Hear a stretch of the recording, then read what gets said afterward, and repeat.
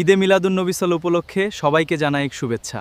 আসুন প্রিয় নবীজের আদর্শ অনুসরণ করি, মানুষের পাশে দাঁড়াই এবং ভালোবাসা ও শান্তির বার্তা। তুমি যে নূরের নবী, নিখিলের ধনের ছবি, তুমি না এলে দুনিয়ায়